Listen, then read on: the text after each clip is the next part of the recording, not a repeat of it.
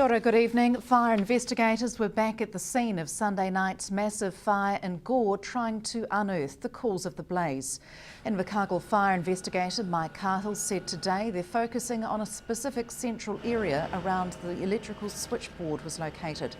An electrical engineer was brought in by insurance investigators today to try and determine whether there was an electrical fault that sparked the fire. The majority of the buildings at Livestock Supplies in Ontario Street, Gore, were razed by fire, and it took up to 90 firefighters 5 hours to bring the raging blaze under control. Submissions towards the formulation of a regional local approved products policy are flowing in after the cut-off date was extended from Monday until 5 p.m. today. City Councillor Lindsay Thomas says the Policy Committee has left the submission process open following confusion created by a misprinted date. Mr Thomas says that so far 207 submissions have been received. The government's psychoactive substance legislation passed in July 2013 allows local authorities to formulate their own policies. The Invercargill City Council, the Southland District Council and the Gore District Council are all working together to produce a region-wide policy. Councils can dictate where and when psychoactive substances can be sold. Options include restricting locations to areas under police scrutiny and away from schools and any other areas young people may congregate. The Hamilton City Council has already restricted vendors of psychoactive substances to the city centre. Already Southland's only current licensed retailer, Pills and Thrills, is located in the centre of Invercargill City. The city's other retailer, Warren Skill, had his South Invercargill shop closed last week after South Today News discovered that he had been retailing without a licence since July last year. The Southland District Council has proposed that Tiano and Winton be the only towns in the region where any future licence holder may be permitted to operate. The Local Approved Products Policy Committee is expected to meet soon to review written submissions and listen to those that have opted to present theirs orally. Hunter Andrews, South Today News. The royal tour of New Zealand ends today as the royal couple and Prince George head across the Tasman to woo the Australian public. The young family's tour of New Zealand has dominated the New Zealand mainstream media from the moment they touched down on the 7th. We asked Southlanders how closely they had followed the royal visit. We haven't been following the royals. Why is that you're not interested? We don't have a TV. You don't care what Kate's wearing every day? Not particularly. And I'm a foreigner from Sweden. So you're not a monarchist? Not a monarchist. In Sweden we're a monarchy. But you're not interested in ours? Are you interested in your own monarchy? No. No.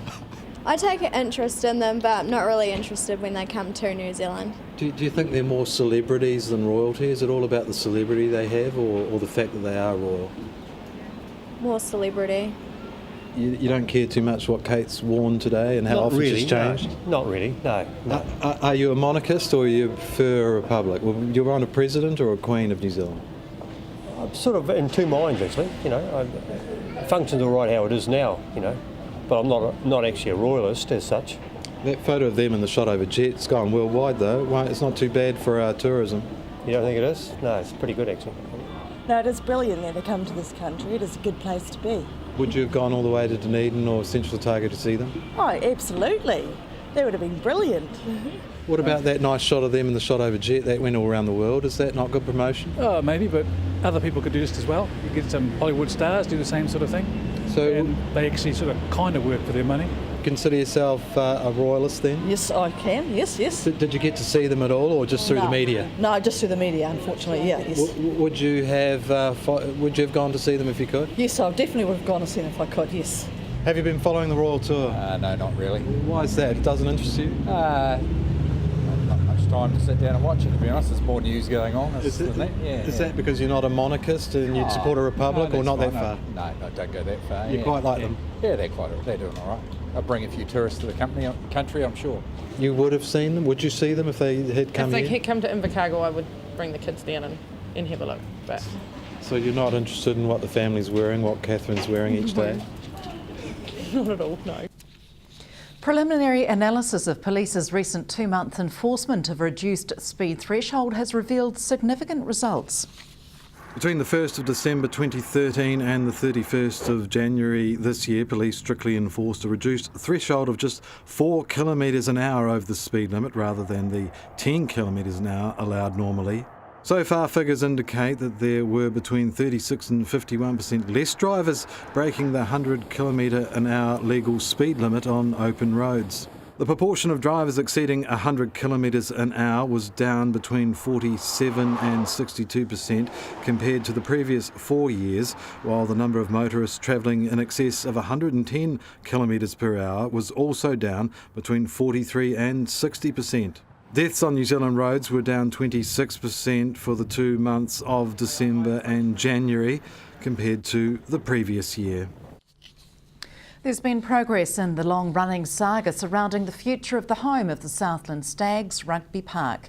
A document was tabled at last night's City Council meeting on behalf of the Community Trust of Southland, its contents discussed in public excluded session. Today, Community Trust Chair Tracy Hicks revealed that the Trust was willing to extend the repayment start date for the $750,000 owed to the Community Funding Agency. Repayments were scheduled to commence in 2017, but the table document indicated that this could be stretched until 2020. Mr Hicks says the goal for everyone is to attain the most positive outcome for the Southland community. Stay with us after the break. Increases in the price of cigarettes lifts the rate of inflation, and a new South Alive and Sports Southland exercise initiative for South Invercargill.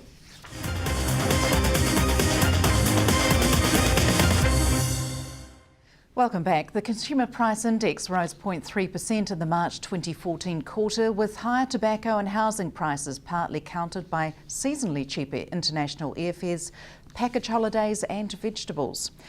Cigarette and tobacco prices rose 10.2%, while prices for housing and household utilities rose, reflecting higher prices for buying newly built houses, rentals for housing and property maintenance.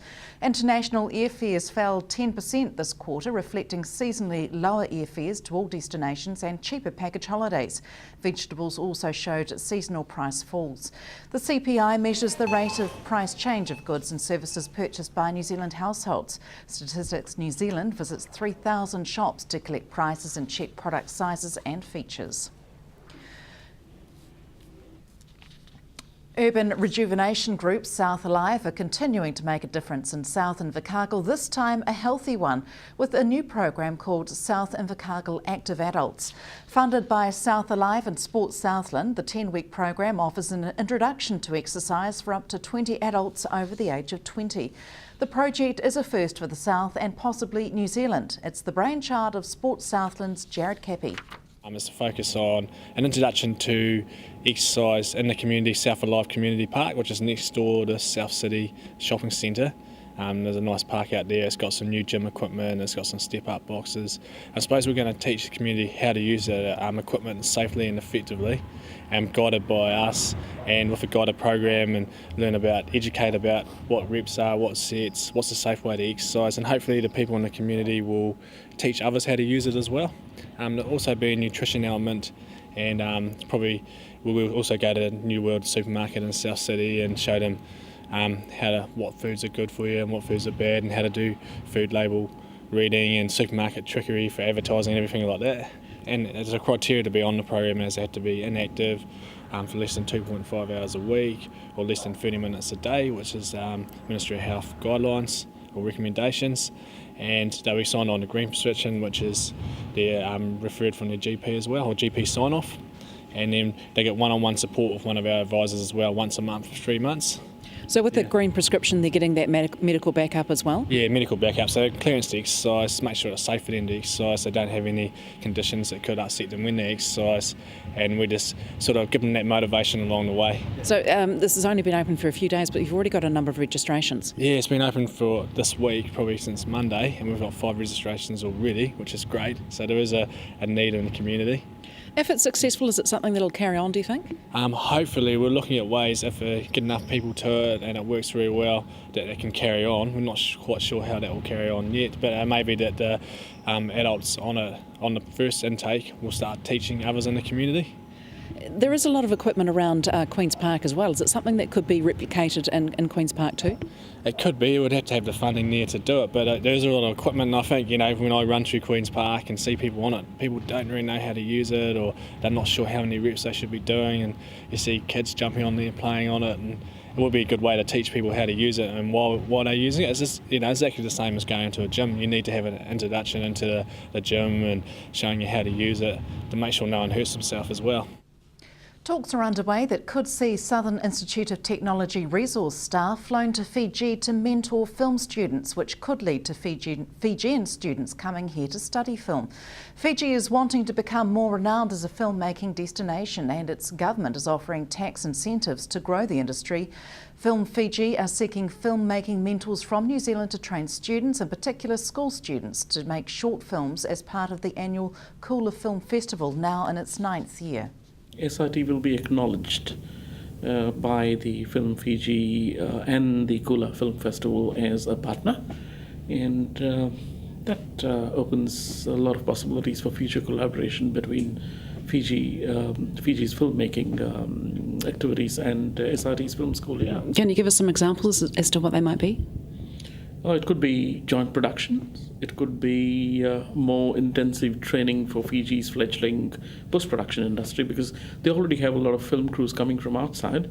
But if they offer good post-production facilities on site, that's good for the Fijian industry itself. So, how do you upscale them, bring them here to New Zealand? There's tremendous scope for collaborations between SIT and Southland, and I think both SIT and what's available in Southland is undersold everywhere. People just don't know about it.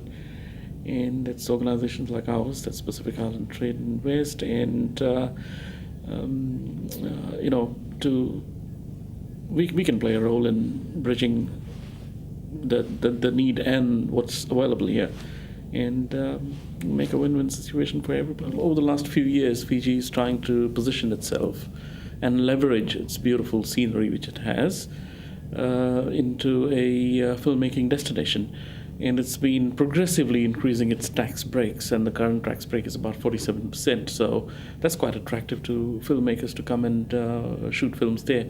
There have been a couple of Chinese television series which have been shot in Fiji, and there's a feature film in the offing, and the Indian so-called Bollywood industry has made more than half a dozen films just last year alone, and there's some big banners slated to come to Fiji this year as well. All the islands have suffered from a lack of skilled people, and many times they end up paying more for flying experts from overseas. So if they develop those capabilities among themselves, that could be a huge saving on foreign exchange for themselves as well as an earning. Next on Sport, our ever-adaptable Hunter Andrews catches up with the Sharks after their first win of the season. From the news team, good night.